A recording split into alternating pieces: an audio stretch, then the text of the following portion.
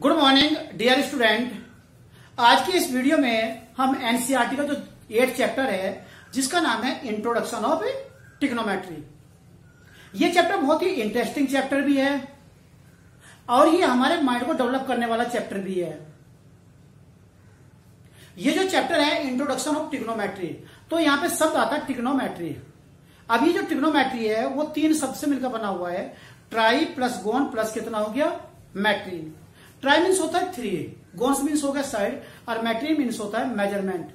अर्थात किसी भी ट्राइंगल की तीनों साइडों का मेजरमेंट करने के लिए हम जिस प्रोसेस का यूज करते हैं उसे ट्रिग्नोमेट्री कहते हैं। क्लियर होगी। अब ये ट्रिग्नोमेट्री है क्या? तो ट्रिग्नोमेट्री इज क्या हो गया रिलेशनशिप। ट्रिग्नोमेट्री क्या है कि रिलेशनशिप है किसके बीच में, between the sides and angle of a right angle triangle. तो ट्रिग्नोमेट्री क्या हुआ है? ट्रिग्नोमेट्री एक रिलेशनशिप है किस किसके बीच में, sides of triangle and angles of triangle के। क्लियर है। इस साल आपके जो 10th क्लास का सिलेबस है उसके अंदर केवल राइट एंगल ट्राइंगल सिलेबस में है। एक्यूट एंगल ट्राइंगल और ऑब्ट्यूज एंगल ट्राइंगल्स वो हायर क्लासेस के अंदर है।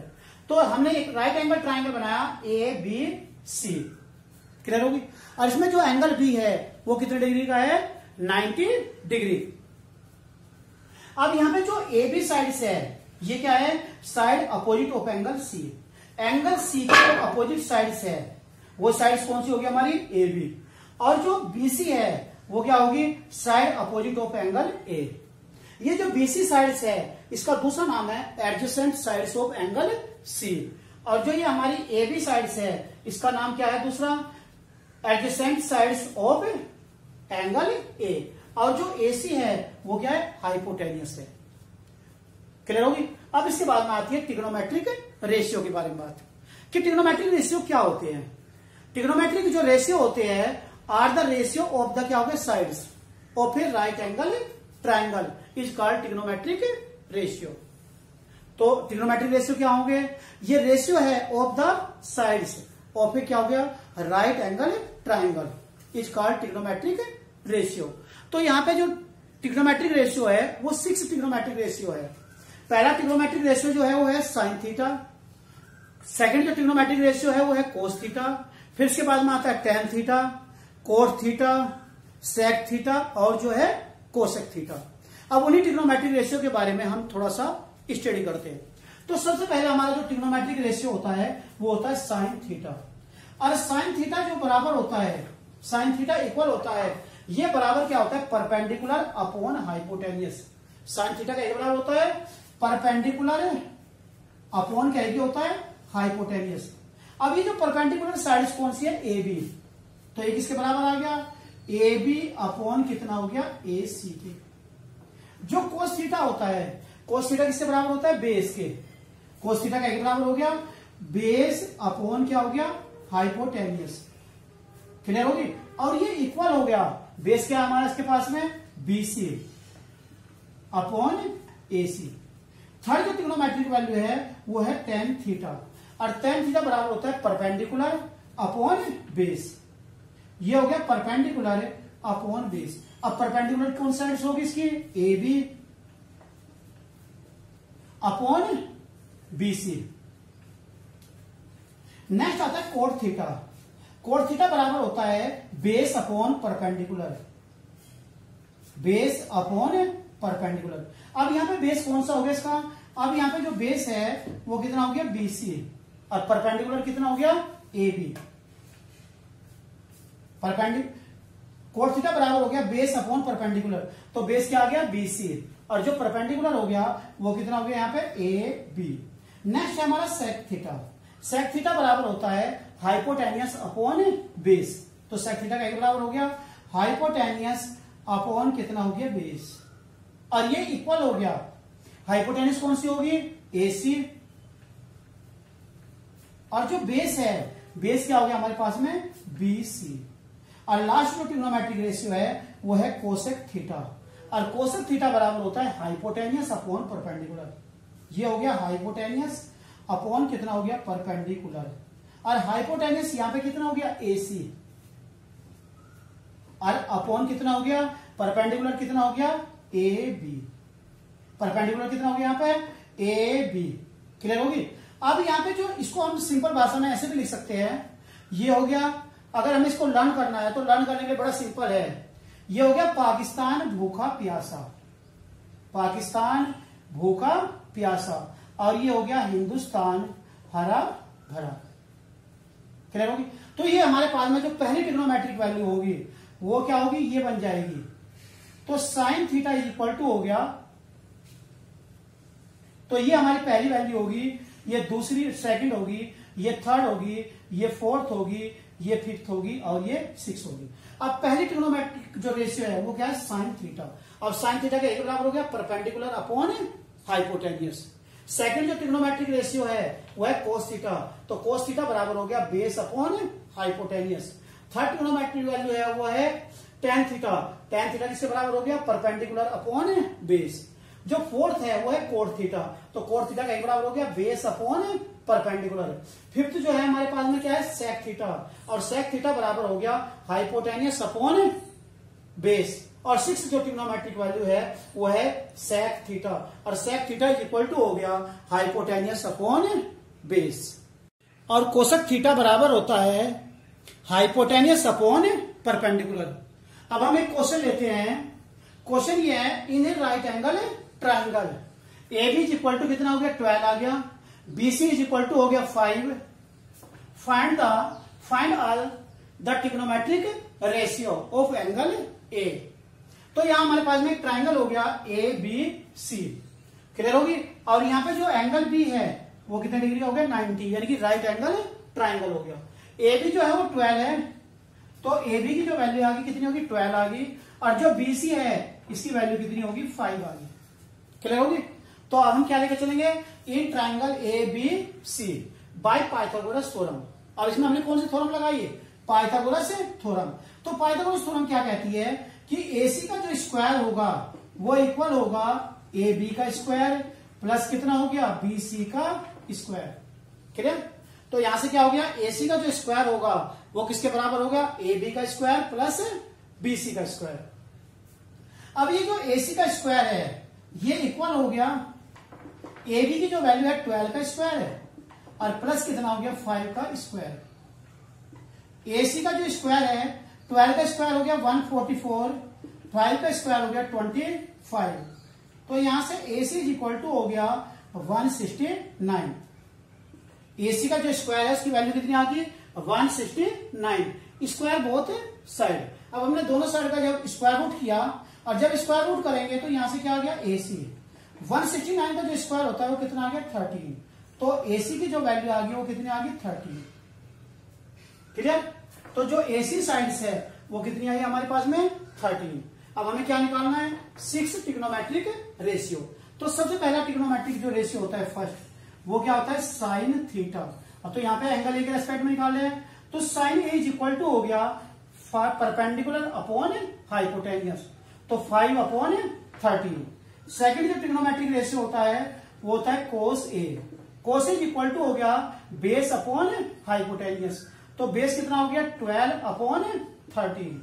जो थर्ड ट्रिग्नोमेट्रिक रेशियो होता है वो होता है tan a, और tan a बराबर क्या होता है, परपेंडिकुलर अपॉन बेस, तो ये हो गया 5 अपॉन 12। जो फोर्थ ट्रिग्नोमेट्रिक रेशियो है, वो जो फोर्थ नंबर का हमारा ट्रिग्नोमेट्रिक रेशियो है वो होता है कोट ए, और cot A is equal to हो गया बेस अपॉन परपेंडिकुलर, तो ये हो गया हमारे पास में 12 अपॉन 5। जो हमारा फिफ्थ जो नंबर का लाइन जो वो है ट्रिग्नोमेट्रिक रेशियो है वो है सेक थीटा, यानी कि सेक ए, और सेक के बराबर क्या होता है, हाइपोटेनियस अपॉन बेस। तो हाइपोटेनियस कितना हो गया, 13, और बेस कितना हो गया, 12। और जो 6 हमारा है ट्रिग्नोमेट्रिक रेशियो है वो है कोसेक ए, और कोसेक ए बराबर कितना हो गया, ये बराबर आ गया 13 अपॉन 5, क्योंकि जो कोसेक ए है वो इक्वल होता है हाइपोटेनियस अपॉन परपेंडिकुलर, तो ये इक्वल आ गया 13 अपॉन 5। हम एनसीईआरटी की एक्सरसाइज 8.1 का क्वेश्चन नंबर 5 लेते हैं। क्वेश्चन नंबर 5 के अंदर ये गिवन है 15 कोट एज इक्वल टू कितना हो गया, 8। Find the value of sine A, sec A and cosec सी।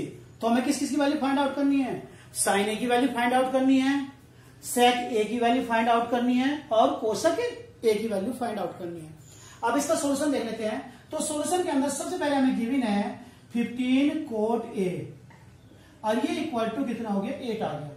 अब यहां से क्या हो गया? ये जो कोट ए है वो बराबर हो गया 8/15, क्योंकि मल्टीप्लाई किसमें चला गया? डिवाइड में। तो कोट ए की जो वैल्यू आ गई वो किसके इक्वल आ गई? 8/15 के।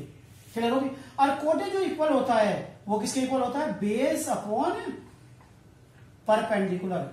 कोट किसके इक्वल होता है? Base upon perpendicular. अब यहां बेस के अंदर कौन सी साइड से है? A B. तो यहां से ए बी की जो वैल्यू आ गई, ए बी इक्वल कितना हो गया? 8 के। और जो हमारे पास में कौन सी साइड से? दूसरी जो बीसी साइड से है, बीसी, वो इक्वल हो गया 15 के। तो ए बी जो साइड से है, ये वाली जो साइड से ए बी है, ये कितनी होगी हमारे पास में? 8 के। और बीसी की जो वैल्यू आ गई वो कितना हो गया? 15 के। अब आपके दिमाग में ये एक क्वेश्चन हो सकता है, ये क्वेश्चन आए कि यहाँ पे के क्यों लिया है? क्लियर होगी? तो के लेने के पीछे सबसे मेन कारण क्या है कि जो कोट ए है वो बराबर क्या है? 8/15। अब यहाँ पे जो 8/15 है, कोट ए क्या होता है? रेशियो है। क्या है? ये क्या है हमारे पास में? रेशियो है। किसका? टू साइड्स का। किसी भी ट्रायंगल की दो साइड्स का रेशियो है। और जब कोई किसी क्वेश्चन में रेशियो दिया होता है तो रेशियो के साथ में क्या होता है? कोई भी हम एक वेरिएबल लेकर चलते हैं। तो वह के क्या हो गया? एक क्या हो गया? पॉजिटिव, एक कांस्टेंट है और जो कैसा है हमारा? पॉजिटिव नंबर्स है। क्लियर होगी? अब हम लेकर चलेंगे इन ट्रायंगल ए बी सी। कौन सा ट्रायंगल लेके चल रहे हैं हमें? A B C. अब इस ए बी सी के अंदर हमने कौन सी थ्योरम को अप्लाई किया? पाइथागोरस थ्योरम को। और जब पाइथागोरस थ्योरम अप्लाई करेंगे तो यहां से मिल गया ए सी का स्क्वायर इज इक्वल टू हो गया ए बी का स्क्वायर प्लस कितना हो गया? बी सी का स्क्वायर। तो यहां से ए सी का जो स्क्वायर है वो इक्वल होगा ए बी। ए बी की वैल्यू कितनी है? 8 के। तो ये हो गया 8 के का होल स्क्वायर प्लस कितना हो गया? 15 के का होल स्क्वायर। तो यहां से हमें मिल गया ए सी का स्क्वायर बराबर 8 का स्क्वायर कितना होता है? 64। ये हो गया के स्क्वायर प्लस 15 का स्क्वायर हो गया 225। ये हो गया के स्क्वायर। तो यहां से मिल गया हमारे पास में ए सी का square is equal to 225 plus कितना हो गया? 64। तो ये आ गया 289 के स्क्वायर। क्लियर होगी? तो ए सी का स्क्वायर इज इक्वल टू कितना हो गया? 289 के स्क्वायर। अब स्क्वायर रूट बोथ साइड। अब दोनों साइड का हमने क्या कर दिया? Square root. और जब स्क्वायर रूट करेंगे तो A C is equal to कितना हो गया? 17 के। तो ए सी जो साइड है उसकी जो लेंथ आई वो कितनी है? 17 के। अब आप लोगों को क्या फाइंड करना है इस क्वेश्चन के अंदर? हमें फाइंड क्या करना है? हमें इस क्वेश्चन के अंदर सबसे पहले हमें निकालनी किसकी वैल्यू? साइन ए की वैल्यू। सेकंड नंबर पे हमें क्या की वैल्यू निकालनी है? सेक ए। और थर्ड वैल्यू हमें क्या निकालनी है? थर्ड वैल्यू किसकी निकालनी है हमें? कोसेक सी। किस किसकी वैल्यू निकालनी है? साइन ए, सेक ए और कोसेक सी। जैसे ही आप लोगों को लर्न होगा कि साइन ए किसके इक्वल होता है? साइन ए बराबर होता है perpendicular upon hypotenuse. Perpendicular upon hypotenuse. तो यहां से हमारे पास में जो साइन ए आ गया, परपेंडिकुलर कौन सी साइड होगी? ये कितना हो गया? 15 के अपॉन 17 के। तो ये आ गया हमारे पास में 15 के और अपॉन में कितना हो गया? 17 के से के क्या हो गया? कैंसिल हो गया। तो यहां से हमारी वैल्यू आ गई sine A is equal to हो गया 15/17। तो साइन ए की जो वैल्यू मिल गई हमें, साइन ए की इक्वल हो गया 15/17। नेक्स्ट हमारी जो वैल्यू है वो है सेक ए। और सेक ए इक्वल होता है, सेक ए जो इक्वल होता है वो होता है हाइपोटेनियस अपॉन बेस। अब हाइपोटेनियस कितना हो गया इसका? 17। तो सेक इज इक्वल टू हो गया 17 के अपॉन नीचे कितना हो गया? 8 के से क्या हो गया? के कैंसिल हो गया। तो यहां से जो सेक ए है, सेक ए, इसकी वैल्यू आ गई 17/8। तो सेक ए की वैल्यू कितनी आ गई? 17/8 आ गई। नेक्स्ट जो हमारे पास में वैल्यू है वो है कोसेक सी। अभी तक एंगल कौन सा चला था? ए। अब एंगल कौन सा चला है? सी। क्लियर होगी? अब यहां पे क्या निकालना है हमें? कोसेक। अरे कोसक जो थीटा होता है, कोसक जो थीटा है वो किसके बराबर होता है? हाइपोटेनियस अपॉन, कोसक किसके इक्वल होता है? हाइपोटेनियस अपॉन परपेंडिकुलर के। क्लियर होगी? अब क्योंकि यहां पे एंगल सी है तो उसने एंगल किस एंगल के रेस्पेक्ट में पूछा है? एंगल सी के रेस्पेक्ट में। ये जो वैल्यू पूछी है उसने किस एंगल के रेस्पेक्ट में पूछी है? एंगल सी के रेस्पेक्ट में। और जब एंगल सी के रेस्पेक्ट में निकालेंगे तो ये क्या हो गया? परपेंडिकुलर होगा। क्लियर होगी? तो परपेंडिकुलर क्या होगा? ये वाली साइड। और ये क्या हो गया? हाइपोटेनियस होगी। ये क्या होगा इस एंगल के रेस्पेक्ट में? बेस। क्लियर? तो यहां पे हाइपोटेनियस कितना हो गया? 17 के। और अपॉन में कितना आ गया हमारे पास में? 8 के से फिर के कैंसिल हो गया, तो यहां से हमारा पास में जो वैल्यू आ गई वो कोसेक जो सी है, कोसेक सी है, ये बराबर हो गया 17/8। कोसेक सी की वैल्यू कितनी होगी? 17/8।